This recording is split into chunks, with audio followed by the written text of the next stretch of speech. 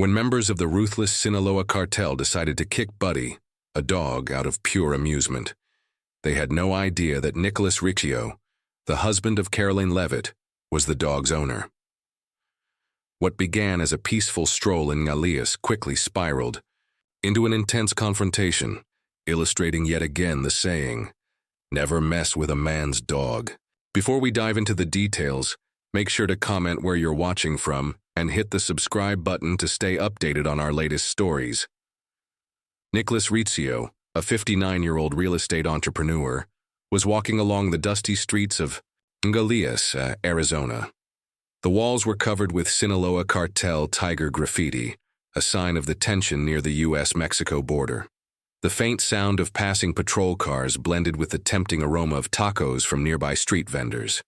Riccio was accompanied by Buddy, a pit bull he had rescued from a shelter along with his wife, Caroline Levitt, the White House press secretary. The dog trotted along, tail wagging, seemingly unaware of the potential danger. Riccio, however, was more cautious, scanning the area with a thoughtful expression.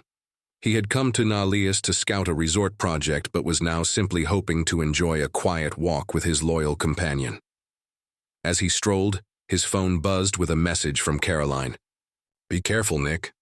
He smiled, patted Buddy's head, and led the dog towards the bustling yet uneasy outdoor market. The market in Ngalias was alive with energy, but held an air of tension. Wooden stalls sold fruit, crafts, and sizzling tacos, while the smoky smell of grills filled the air. The sound of vendors shouting mixed with the distant mariachi music blaring from an old speaker. However, despite the vibrant atmosphere, the locals wore wary expressions, glancing around with suspicion. Nicholas, tall and lean with a focused demeanor, gripped Buddy's leash tightly. The pit bull was sniffing a corner of a stall when Riccio paused by a public fountain, its water barely trickling through the grime. "Hold on, Buddy," he murmured, pulling out a bottle of water and pouring it into his hand for the dog to drink. Buddy lapped it up eagerly, tail wagging, eyes full of trust. But as Riccio looked up, he noticed three men standing nearby near an old, dusty pickup truck. They wore leather jackets and torn jeans. One of them had a large tiger tattoo on his left arm, visible beneath a rolled-up sleeve. The man, whose buzz cut and icy stare gave off an intimidating vibe, locked eyes with Riccio and Buddy. A sense of danger washed over Riccio, though he tried to remain calm, gently stroking Buddy's head as the dog began to growl softly. "Easy, boy," Riccio whispered, keeping his gaze fixed on the group. The man with the tiger tattoo, known as Hector, stepped forward, holding a beer can. He smirked before tossing a small stone at Buddy. The stone rolled past the dog's paw, startling Buddy, who barked sharply. Riccio instinctively tightened the leash, stepping in front of Buddy. "Hey, Buddy, stop," he said, his voice calm yet firm. "My dog didn't do anything to you." Hector let out a loud, mocking laugh that echoed through the market. "Look at this dog," he sneered, turning to his companions. "Thinks it's king around here, huh?" He threw another stone, this time hitting Buddy's leg, causing the dog to yelp and step back.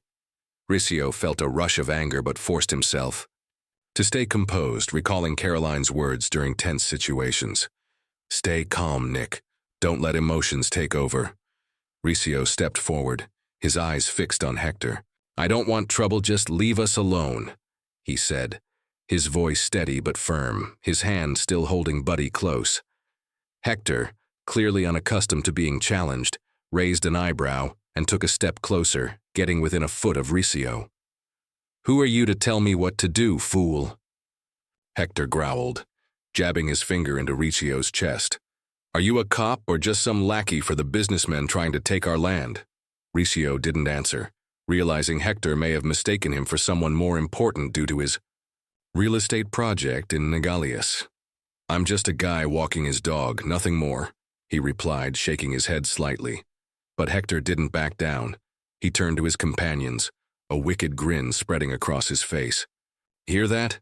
This guy thinks he's important," he mocked, prompting one of his friends, a man with long hair tied in a ponytail, to speak up. "Let it go, Hector," the man said, his voice edged with concern. It wasn't worth it, but Hector ignored the warning, his eyes fixed on Buddy as if the dog were a target for his anger. Rizzio felt the atmosphere around them grow thicker with tension. Nearby vendors started looking away, some quickly pulling down their stall curtains. He realized he was at a disadvantage. 3 men, possibly armed, against him and his dog.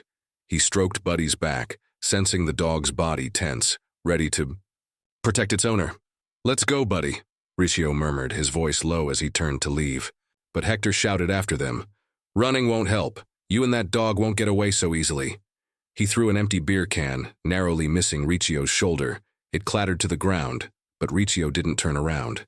His heart was pounding as he quickened his pace, leading Buddy out of the market while keeping an eye on the alleys to ensure they weren't being followed.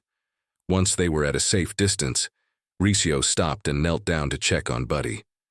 The dog was still, wagging its tail, but Rizzio could see the alertness in Buddy's eyes. "You okay, boy?" he whispered, gently petting the dog's head. He pulled out his phone to text Caroline but hesitated. He wanted more information first. He memorized Hector's features, the tiger tattoo, the leather jacket, the menacing growl, and felt a growing sense of unease. Rizzio knew this encounter wasn't random. Nogales, with its shadows of cartel influence, was testing him. Rizzio continued leading Buddy away from the outdoor market in Nogales, Arizona, his mind still racing from the tense confrontation with Hector and his gang. The dusty streets seemed to close in around him, the tiger and eagle graffiti on the walls pressing in. Buddy walked beside him, but Rizzio noticed the dog's alertness had not faded. The threat still lingered. He knelt down, again petting Buddy's head to ease his own unease. "Let's find somewhere to rest, okay, boy?"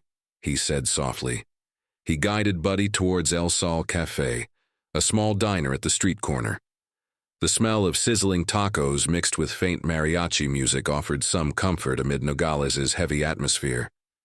El Sol Cafe felt like a small oasis in the grim neighborhood, with rusty iron tables under a faded tin roof.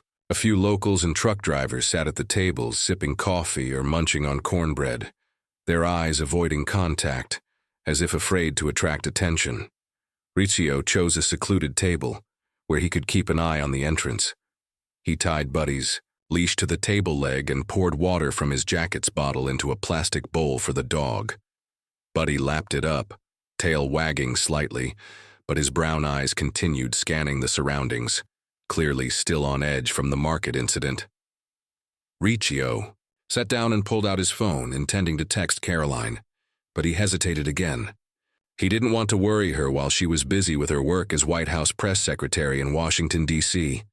Instead, he stroked Buddy's back, whispering, "You're the bravest boy, aren't you?" Just then, the distant rumble of a truck engine was drowned out by the loud chatter of a group entering the cafe. Rizzio looked up, and his heart sank. Hector, with his tiger tattoo visible, led 3 men, including the one with the ponytail, into the diner. They wore dirty leather jackets and torn jeans, laughing boisterously as they claimed a table near the entrance. They ordered beers and tacos, and the young waiter, Juan, looked nervous as he set the bottles down. Hector glanced around, his eyes locking with Rizzio's, and a sinister grin spread across his face. "Look at that," he said loudly, his voice dripping with provocation. "The fool and his cocky dog are here." Riccio's fists clenched, blood rushing to his head as he felt Buddy's body tense beneath his hand. "Easy, Buddy," he whispered, eyes still fixed on Hector. Hector didn't stop. He sauntered over to Riccio's table, beer swaying in his hand. "You think you could run from me back at the market?" he growled, his breath heavy with beer. "I'm the king around here, and you're just an outsider with a stupid dog." His companions laughed loudly, drawing wary glances from the other patrons. Juan, standing behind the counter, was clearly anxious, but too scared to intervene. Rizzio stood up, positioning himself between Buddy and Hector, his eyes steely. "I don't want trouble," he said firmly. "Leave us alone and everything's fine." But Hector just scoffed, shifting his gaze to Buddy. "This dog," he sneered, pointing at Buddy, "barked at the wrong guy. Let me teach it a lesson." Before Rizzio could react, Hector raised his foot and kicked Buddy hard in the ribs. The impact was a dull thud, and Buddy yelped in pain, tumbling to the ground. The dog tried to get up, barking fiercely, but his left leg limped, clearly injured. Buddy's barks echoed through the diner, drawing the attention of every patron. Blood rushed to Ricio's head, and in an instant, he lunged forward, grabbing Hector by the leather jacket and slamming him against the cement wall behind him. "What did you just do?" Rico roared, his voice trembling with fury as his face was inches from Hector's. The patrons fell silent, and the air in the cafe grew thick with tension.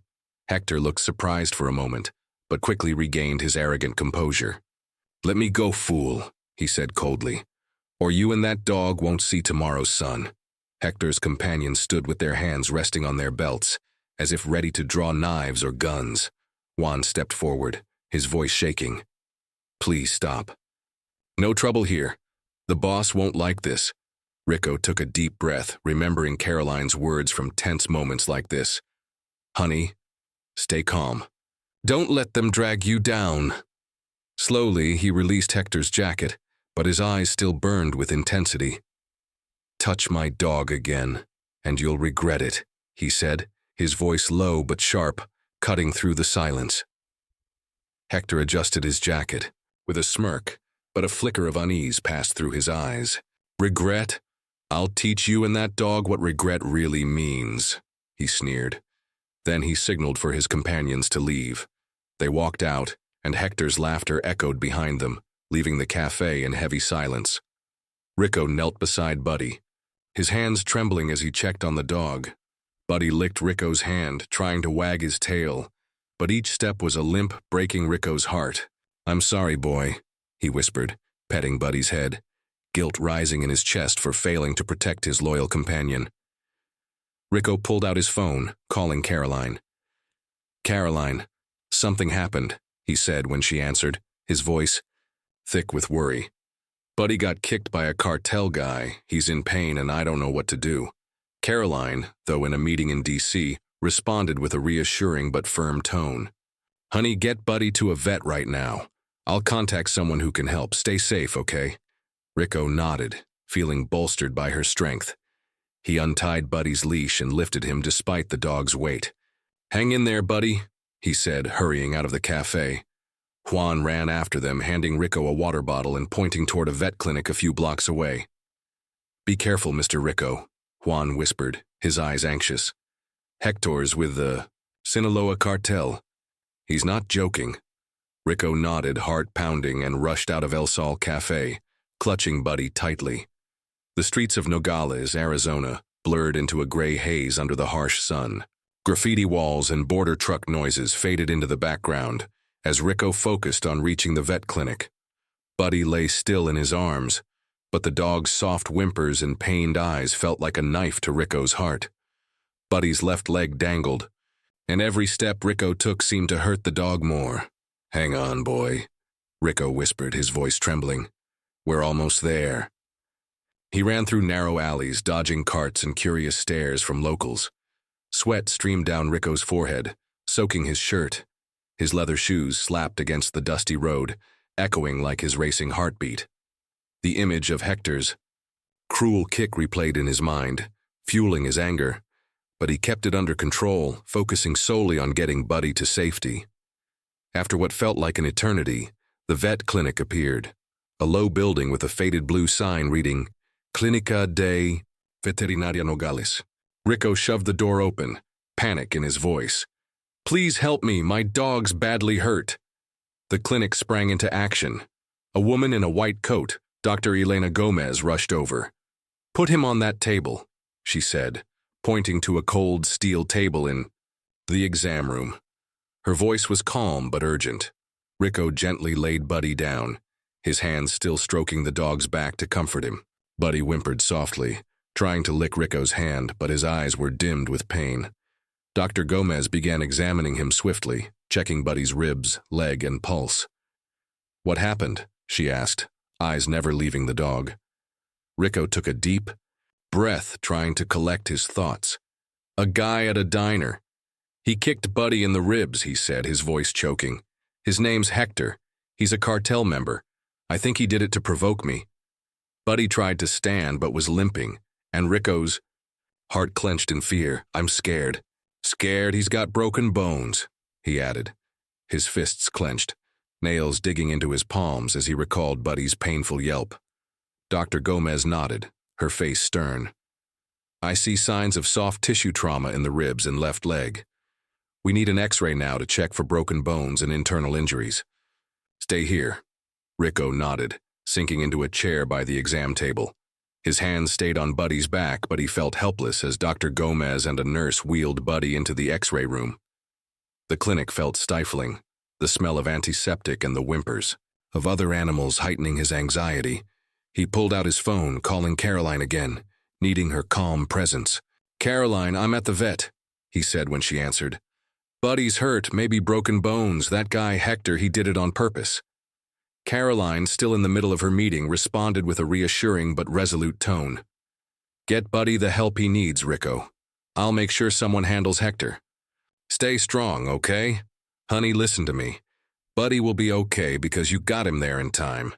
I'm reaching out to a friend at the DEA to see what they can do about those cartel guys. Stay safe, okay? I need you and Buddy safe. I love you. The way Caroline said honey, gentle yet strong, was like a tonic helping Riccio regain his composure. Thanks, Caroline, he whispered. I'll stay here with Buddy. While waiting for the X-ray results, Riccio watched Dr. Gomez return with a file.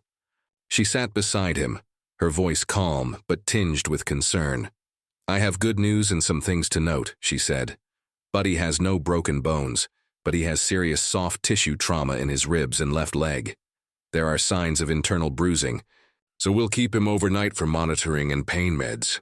If there are no complications, he'll recover, but he'll need rest for a few weeks. Riccio exhaled in relief, but that relief quickly turned to anger as he thought of Hector. Thank you, doctor, he said. But that guy, he did this for fun. He's Sinaloa. Dr. Gomez frowned, her eyes showing familiarity with the story. I'm not surprised, she said, her voice low. In Nogales, they often use violence to intimidate even with animals. Last week, another dog was beaten near the market, and its owner was too scared to report it. She paused, her gaze meeting Riccio's. Are you going to do anything? Because if you want to report this, I can provide a medical report. Riccio nodded, a sense of responsibility rising within him. I'll do something, he said, but I need to make sure Buddy's safe first. Dr. Gomez nodded, returning to check on Buddy, who was now resting on a soft bed with an IV drip. Riccio sat beside him, stroking the dog's head, feeling Buddy's faint breaths. He thought of Hector, the sinister grin, the threats. Anger surged, but Caroline's words echoed in his mind. Stay calm, honey. He knew he couldn't confront the Sinaloa cartel directly, but he also couldn't let this cruelty slide. He pulled out his phone and texted Caroline, Buddy's okay, but I need help with the cartel. Have you reached the DEA yet? While waiting for a reply, Riccio looked around the clinic, noticing photos on the walls of Dr. Gomez with rescued dogs and cats. One photo showed her with kids, teaching them animal care. It made him respect her even more, but also made him realize how complex Nogales was, a community where people like Dr. Gomez and Juan tried to survive amid cartel influence.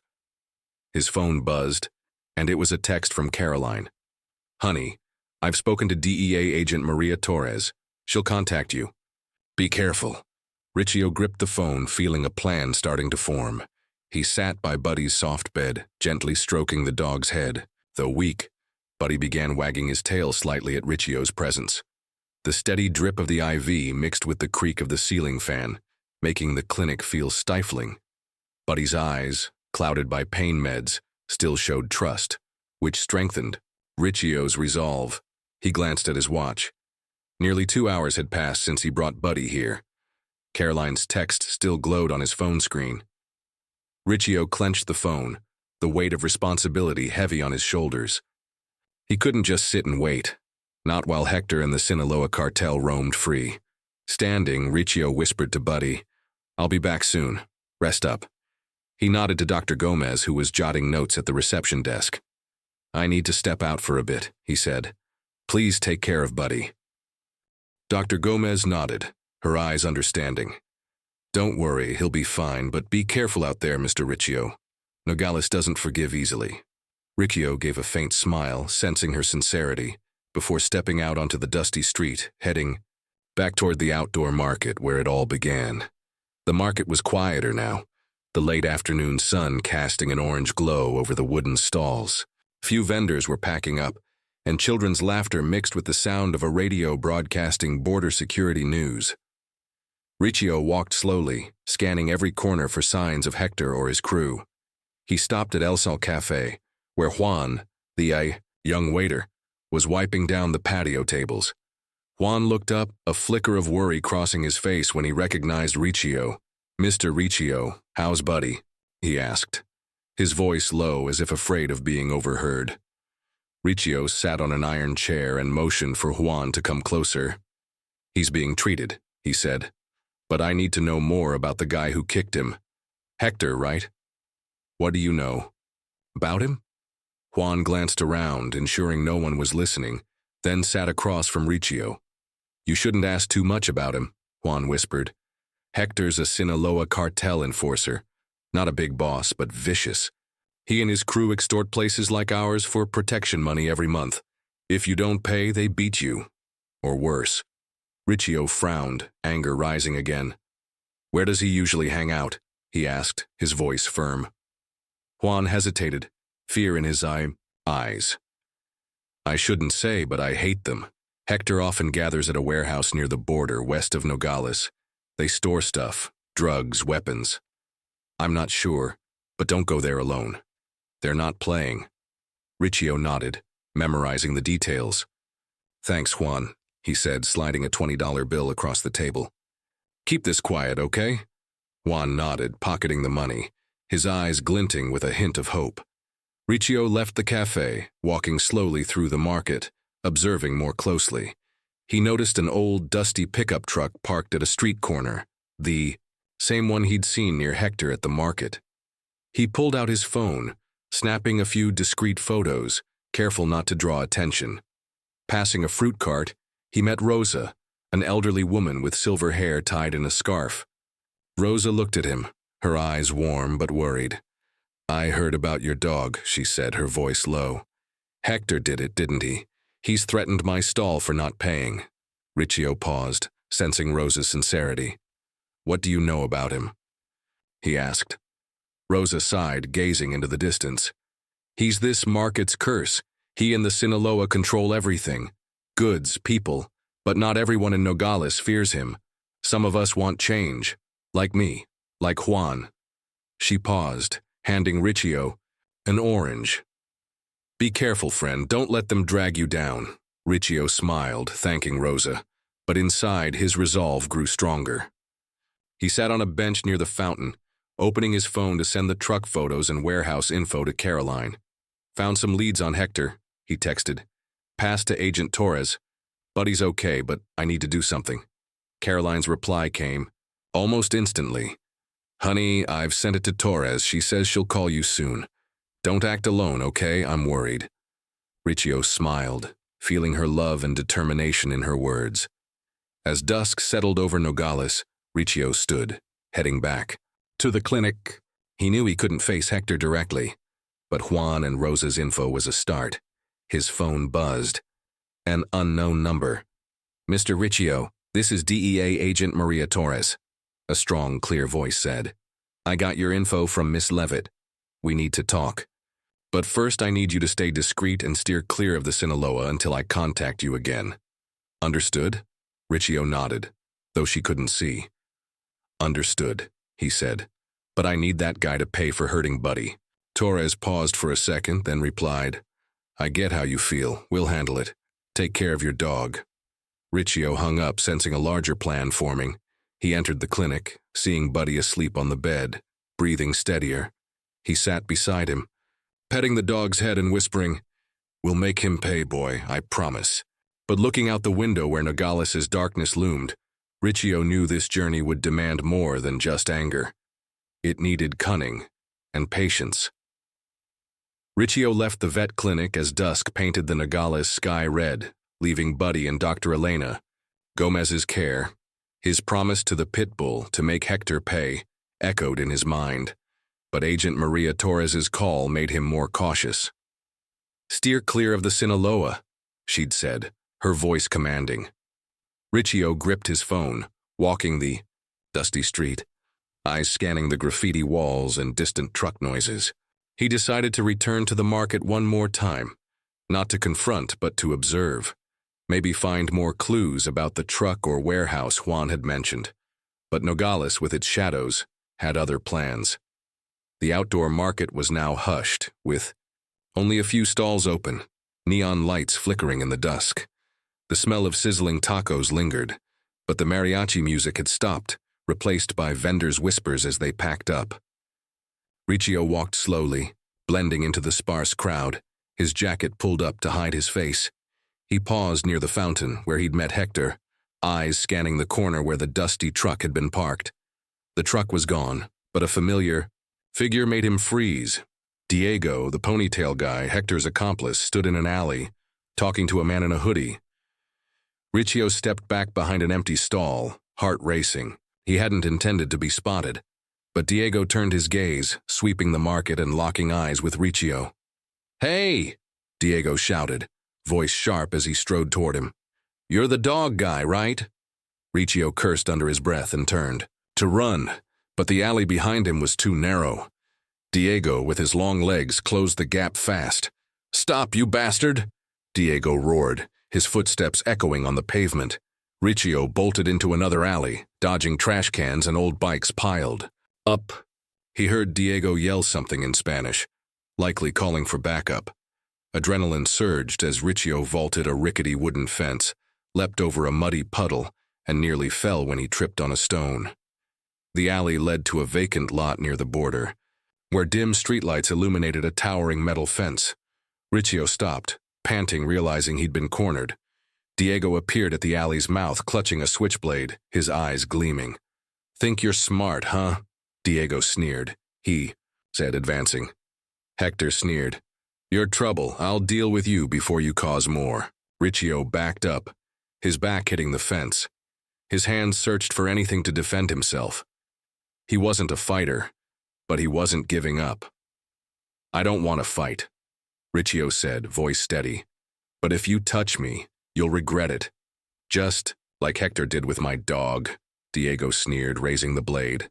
"Your dog deserved it, so do you." Just as Diego lunged, a shout rang out from behind. "Stop!" Rosa, the fruit vendor who'd spoken to Riccio earlier, stood at the alley's entrance, gripping a broom. "Leave him alone, Diego," she yelled, her voice trembling but resolute. Diego froze, his eyes darting between Riccio and Rosa. "You want to die, old lady," he growled, but Rosa didn't back down. "You know what I lost to your Sinaloa crew?" she said, eyes red. "Want more blood on your hands?" Rosa's appearance made Diego hesitate, but only for a moment. He turned back to Riccio, blade still raised. Seizing the moment, Riccio grabbed a wooden plank from the trash, holding it defensively. "Walk away, Diego," he said, his voice low but sharp. "You don't want more trouble." Diego wavered, then a patrol car's siren wailed in the distance. Might have just been passing, but it was enough to spook him. "You're lucky," Diego snarled, pocketing the knife, then sprinting into the dark. Riccio dropped the plank, panting, and turned to Rosa. "Thank you," he said, his voice choked. Rosa shook her head, eyes sad. "I couldn't let them take another person," she said. "My son, Sinaloa, took him 2 years ago. I don't want you to share his fate." Riccio nodded, feeling her pain. "I'll be careful," he promised. Rosa handed him a water bottle, pointing. "The way back to the market. Go before he returns with his crew." Riccio hurried from the lot, heart still pounding. Back at the vet clinic, he saw Dr. Gomez checking Buddy. "How's he doing?" he asked, voice anxious. Gomez smiled faintly. "Better. No signs of internal damage, but he'll need rest and physical therapy for a few weeks." Riccio exhaled, sitting beside Buddy and petting his head. Buddy licked his hand, tail wagging weakly as if to say he was okay. Riccio pulled out his phone and called Agent Torres, recounting the Diego encounter. "I barely got away," he said, voice low. "They know I'm watching. You need to move fast." Torres replied, calm but serious. "We're monitoring the warehouse you mentioned, but I need you to stay away, at least until we're ready to raid. Promise me." Riccio nodded, though she couldn't see. "All right," he said, "but I want that guy to pay for Buddy." Hanging up, Riccio looked at Buddy. A surge of determination rose in him as he texted Caroline. "Honey, I just had a close call, but I'm okay. Buddy's recovering. Torres is handling it." He sat back beside Buddy, whispering, "We'll get through." This boy, Nicholas Riccio, sat in the vet clinic, the flickering fluorescent lights of Nogales, Arizona, casting shadows on his anxious face. Buddy, the pit bull, lay on a soft bed, his breathing steadier thanks to pain meds, but his eyes still followed Riccio, as if saying he trusted him. The alley encounter with Diego still made Riccio's heart race, and Agent Maria Torres' warning, "Stay away from Sinaloa," echoed in his mind. But he couldn't just wait. Hector and Diego, who had hurt Buddy, were still out there, and Riccio felt a duty to act, not just for Buddy, but for people like Rosa and Juan, terrorized by the cartel. His phone buzzed, breaking the silence. "Mr. Riccio, Maria Torres here." Her strong voice came through. "We need to meet. I'm at La Frona Cafe, 5 minutes from the clinic. Come alone and make sure no one follows." Riccio nodded, though she couldn't see. Then he looked at Buddy. "I'll be back, boy," he whispered, petting the dog's head before standing. He nodded to Dr. Elena Gomez at the reception desk. "I'm stepping out for a bit," he said. Gomez frowned, her eyes worried. "Be careful, Mr. Riccio. Nogales nights aren't safe." Riccio gave a faint smile, feeling her concern, and stepped onto the street. La Fronta Cafe was a small nook tucked among old buildings with dim lights and a few chipped wooden tables.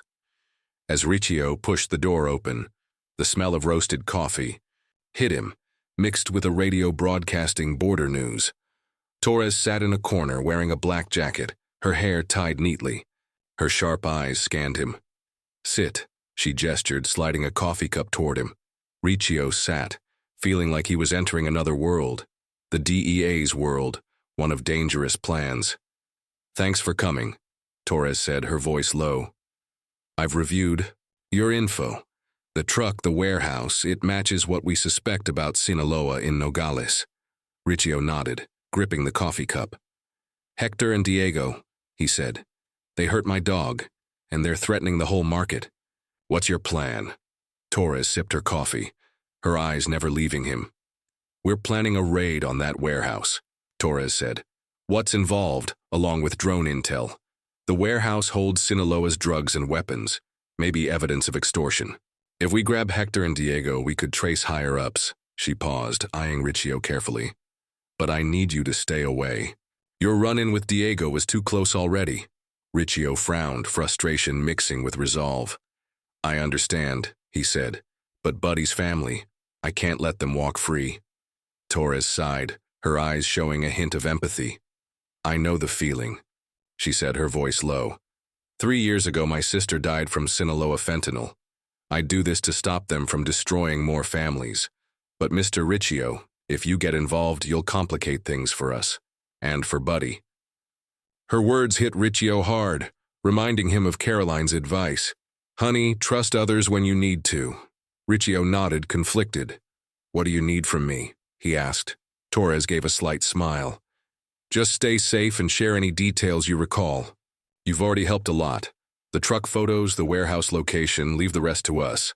She handed him a number scribbled on a piece of paper. "Call me if anything seems off, but don't act on your own." Riccio's phone buzzed. A text from Caroline. "Honey, I just spoke to a federal official.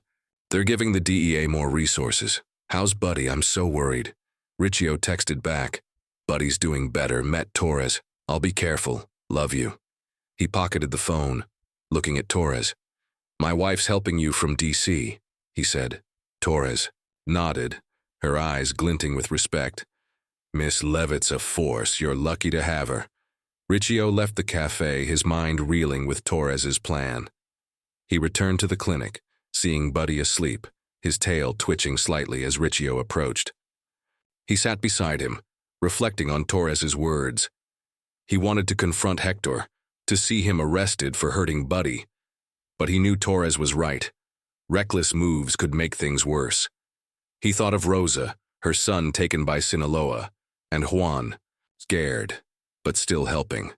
Nogales wasn't just his and Buddy's story. It was a community living under cartel shadows. Riccio stroked Buddy's head, whispering, "We'll make them pay, boy. But the right way." He pulled out his phone, noting the details he recalled about Diego, the hoodie, the way he held the knife, and sent them to Torres. He knew he couldn't join the raid, but he could help in his own way. As moonlight streamed through the clinic window, Riccio felt a spark of hope. Torres and the DEA were moving. Caroline was supporting from afar, and Buddy was healing. The meeting with Agent Maria Torres at La Fronta lingered in Riccio's mind. The planned raid on the Sinaloa warehouse, where Hector and Diego hid, was nearing. Torres's warning, "Stay away," curbed his anger, but the image of Hector's cruel kick to Buddy still burned in his mind. He checked his phone, seeing a text from Caroline. "Live it. Honey, Torres says it's set. How's Buddy? I'm praying for you both." Riccio smiled and texted back, "Buddy's better. I'm waiting on Torres. Love you." He petted Buddy's head, whispering, "It's almost over, boy." The Nogales, Arizona night was frigid and still, broken only by distant patrol car hums. Riccio got a call from Torres at midnight. Her voice was tense but controlled through the speaker. "Mr. Riccio, we move in 1 hour. The warehouse west of Nogales, just as you described. SWAT's in position. Drones are watching. I need you to stay at the clinic, nowhere near. Got it?" Riccio nodded, though she couldn't see, adrenaline rising. "Got it," he said, voice low. "But I want to know when you get Hector." Torres paused. A second, then said, "I'll let you know. Stay safe." The call ended, leaving Riccio both hopeful and uneasy, like standing before a storm. Unable to sit still, he decided to head to a safe vantage point, a low hill about half a mile from the warehouse, where he could watch without breaking his promise to Torres. He asked Dr. Gomez to watch Buddy, put on his jacket, and left. The Obduras Nogales night was cold, his breath forming white clouds as he climbed the rocky slope. From the hill he saw the warehouse, an old cement building with a rusty tin roof, faint yellow light spilling from broken windows. Dusty trucks were parked haphazardly outside, shadows of men, likely Sinaloa enforcers, moving about, cigarettes glowing in the dark. Riccio hid behind a bush, heart pounding as he steadied his breath to stay silent. Suddenly, the darkness shattered with blinding floodlights and roaring engines. A SWAT team in black armor poured from armored vans, moving like ghosts, rifles raised. A megaphone blared, "ICDA, hands up and get on the ground." Gunshots followed, short and sharp, mixed with breaking glass and panicked shouts. Riccio clenched, his fists, eyes glued to the chaos. Tear gas smoke rose, clouding the warehouse, but through the haze, he saw figures scattering, some tackled by SWAT, faces pressed to the ground, hands cuffed behind backs. Police sirens wailed from afar, signaling backup. Red and blue lights flashed like Nogales' heartbeat. The raid lasted less than 10 minutes, but to Riccio, it felt like a lifetime. As the smoke cleared, he saw Hector's tiger tattoo peeking. From a torn shirt, handcuffed, face bloodied but still snarling. He was shoved into a van by 2 DEA officers. Diego, the ponytail guy, was also caught, his eyes frantic as he was dragged off, his hoodie sleeve ripped. Riccio exhaled, relief and satisfaction washing over him like a wave. The men who had hurt Buddy were no longer free. He reached for his phone to text Caroline, but Torres called first. "Riccio, we got Hector, Diego, and 6 others," she said, her voice tired but triumphant. "The warehouse is loaded with fentanyl, guns, and extortion ledgers. You helped big time." "Thank you, Torres," Riccio said, his voice thick with emotion. "Hector, Did he say anything about Buddy? Torres gave a dry laugh. He cursed as usual. But we found dog hair on his boots. Matches Buddy's. That's extra evidence for animal cruelty. Maybe more violence. Want to see him? Riccio shook his head, though she couldn't see it. No, I just needed to know he's caught. Torres replied. Good. Stay with your dog. We'll take it from here. Riccio left the hill, walking slowly through Nogales' streets, his mind still reeling from the raid. He passed a temporary police post near the warehouse where DEA agents were processing suspects. Hector stood by a patrol car, cuffed, his cold eyes scanning the crowd. When he spotted Riccio, a sinister grin crossed his battered face. Thank you, one fool. Hector growled through the tear gas. Sinaloa never forgets. Riccio stepped closer, just a few meters away, eyes locked on Hector without flinching. My dog's stronger than you think, he said, his voice low but sharp as a blade, and you'll pay for touching him in prison. Hector opened his mouth, but an officer slammed the car door, cutting him off. Riccio stood there, his anger fading, replaced by a rare calm. He recalled Caroline's words. Honey, justice doesn't need fists. He hadn't fought Hector, but he'd helped put him behind bars. Thanks to Juan, Rosa, and the info they'd given Torres. Back at the clinic, Dr. Gomez greeted him with a smile. Heard it on the radio, she said, her eyes gleaming with joy. DEA nabbed the Sinaloa crew. You had a hand in it, didn't you? Riccio shook his head, smiling faintly. I'm just a guy walking his dog. But inside, he knew he'd done more. He sat beside Buddy, petting his head. We did it, boy, he whispered. Buddy licked his hand, tail wagging faintly, as if knowing his attacker was punished. Riccio texted Caroline. Hector and Diego caught. Buddy's okay. Love you. He looked out the window, where moonlight bathed Nogales, now seeming gentler. Torres would keep hunting Sinaloa, but for Riccio, this victory, Buddy safe, Hector jailed, was enough. After the DEA's warehouse raid where Hector and Diego were caught, Nogales, Arizona felt lighter, as if the town had shed a burden. Buddy, though still weak, wagged his tail more vigorously, his brown eyes sparkling with life. Dr. Elena Gomez walked in, holding a chart, smiling. Buddy's ready to go home, she said. The soft tissue injuries are healing well. Just rest, light physical therapy, and a special diet for a few weeks. Riccio exhaled, petting Buddy's head. Thank you, Elena, he said, his voice thick with emotion. I don't know what I'd have done without you. Riccio carefully carried Buddy out of the clinic, gently placing him on the back seat of his rental car, mindful of his left leg. Driving through Nogales, he noticed the outdoor market vibrant again, wooden stalls brimmed with fruit and crafts. Mariachi music blared from radios and locals smiled more, as if Sinaloa's shadow had partly lifted. Riccio parked near El Sol Cafe, where Juan, the waiter, was wiping tables. Juan ran over, eyes lighting up when he saw Buddy. He's okay. He cheered, kneeling to pet Buddy's head. Heard the DEA got Hector. This market, it's different now, Mr. Riccio. Riccio nodded, sensing the change. How about you, Juan? He asked.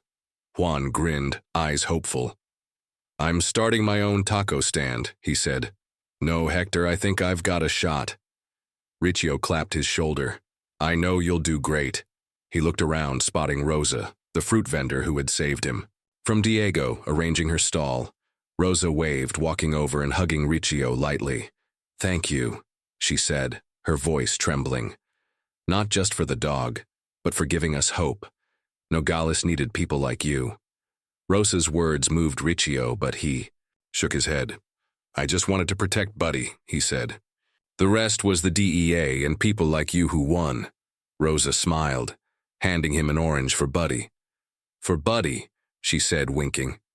Riccio grinned, feeling that Nogales had become part of him. His phone buzzed. Caroline Levitt calling from the airport. Honey, I just landed in Tucson, she said, her voice brimming with joy. I'll be in Nogales in an hour. How's Buddy?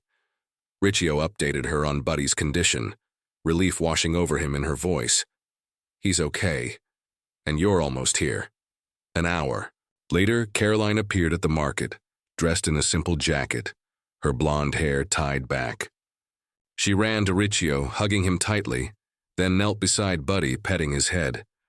"Brave boy," she whispered, her eyes glistening. Buddy licked her hand, his tail wagging furiously. Caroline stood holding Riccio's hand. "I've set up a short press conference," she said. "Not for politics, but to talk about Nogales, about what you and the community did."